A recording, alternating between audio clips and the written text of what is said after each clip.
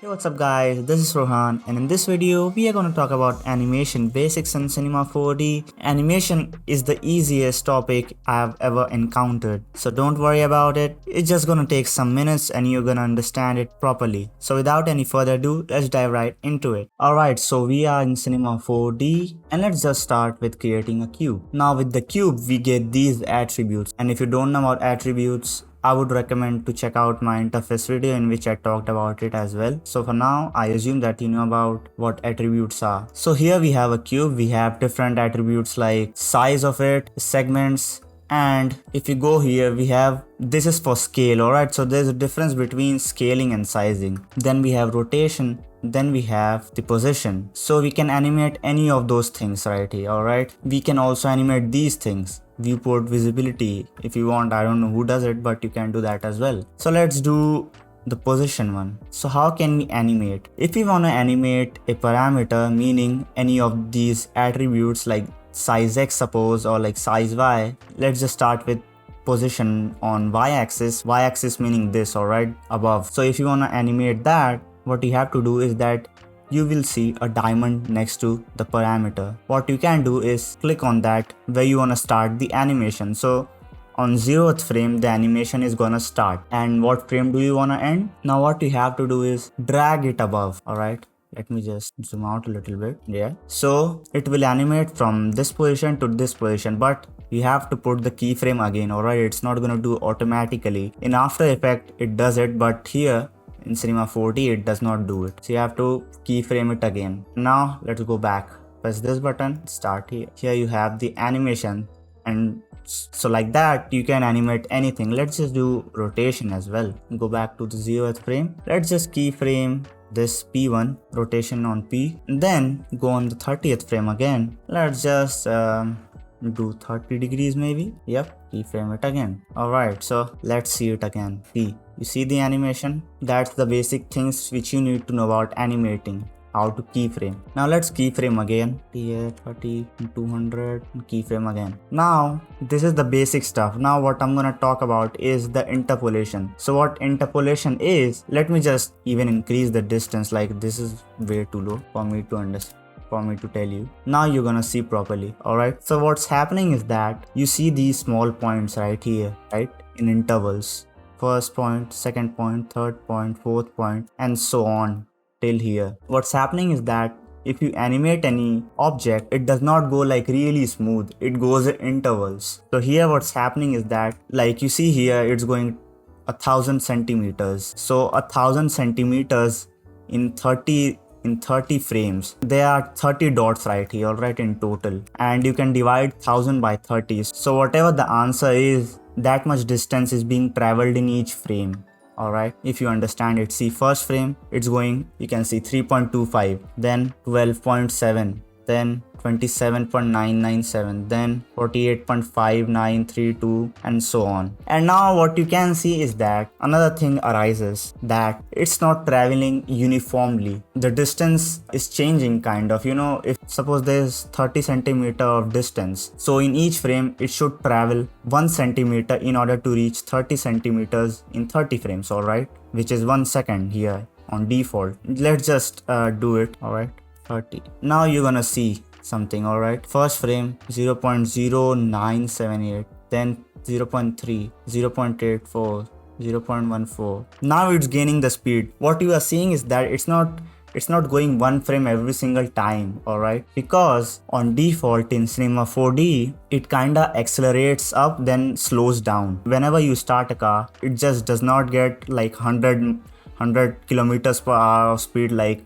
on the first second, right? It kinda accelerates, then it reaches the 100 kilometers per hour. And when you are stopping the vehicle, you don't suddenly go to like, you know, 0 kilometers per hour directly. It slows down. So that's what's happening right here with this cube when we are animating it. So why it's happening? Because just do what I tell you, go to window, then go into timeline F curve, and this is a curve. If this curve was straight, what it means is that it's a linear motion, meaning the speed is same throughout the whole animation. But here right now, speed is not the same throughout the whole animation. For doing that, we have to select the keyframe, both of them, and then press on linear.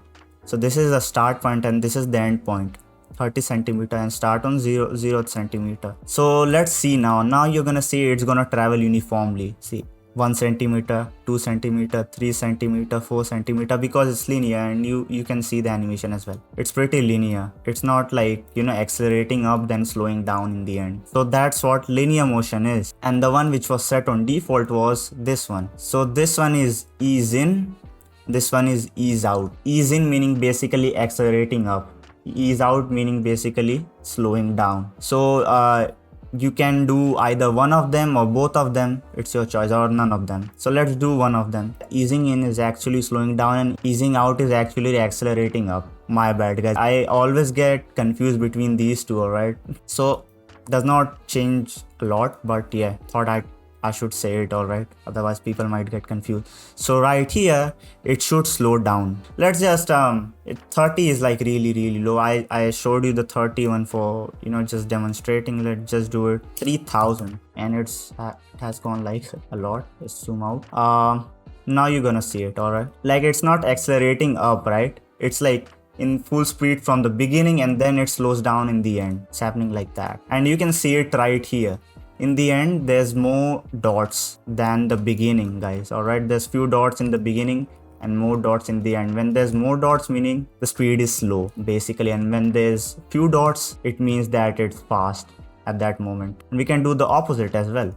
Let's do the opposite. First select it, select the cube, alright, and zoom out, alright, because it was like really zoomed in.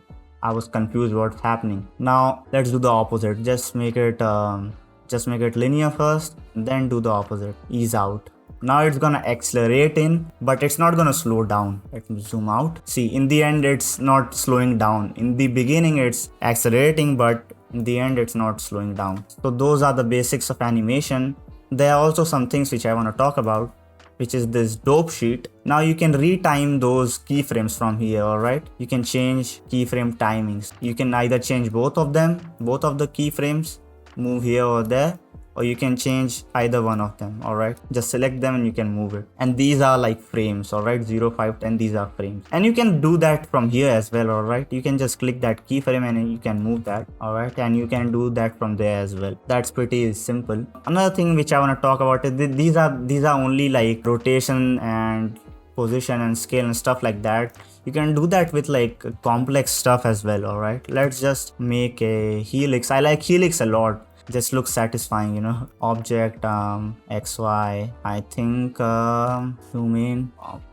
I think this is good for now. Let's just create a sweep and a circle. Circle should be like, the radius should be low, 2 something, low, lot low, 4 is good I guess, and then just put them inside. Alright, so we get this stuff, and now you can animate the growth of this helix. What we can do is on the 30th frame you can keyframe this end growth. You can do in reverse order as well. You can keyframe the last one, then you can come back and keyframe the first one. Alright, it should not be in like an order. You can keyframe anywhere, like you can keyframe the last keyframe first and the first keyframe last. It does not matter like that. Now let's just make it 0 and keyframe again. See, now on default again it's like, you know, eased. As I said, we can make it linear from going there. Just make it linear. It's linear now. There you go. So like that you can do multiple animation stuff. I think it shouldn't be that hard for you to understand this. I think animation is the easiest thing in Cinema 4D. Of course the theory stuff is hard, like how you should animate in terms of art and stuff like that, but using the tool for animating, it's easy to understand, guys. Alright, the main thing is art, how you use it in order to emphasize on what you are trying to do. And also I didn't talk about this thing, is that you can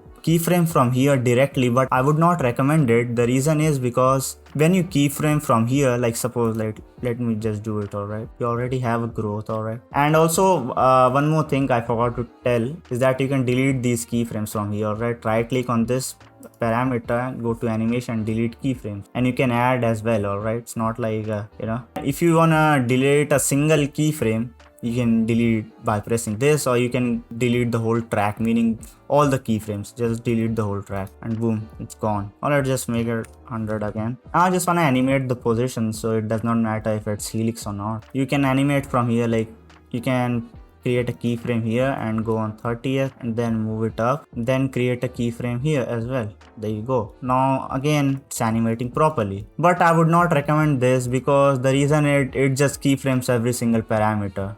And what happens is that when you have like a complex scene, what's gonna happen is you have these many properties to sort through, which I don't recommend doing at all, guys. Just do a single one which you require. It's gonna be a lot easier to manage, so do that, guys.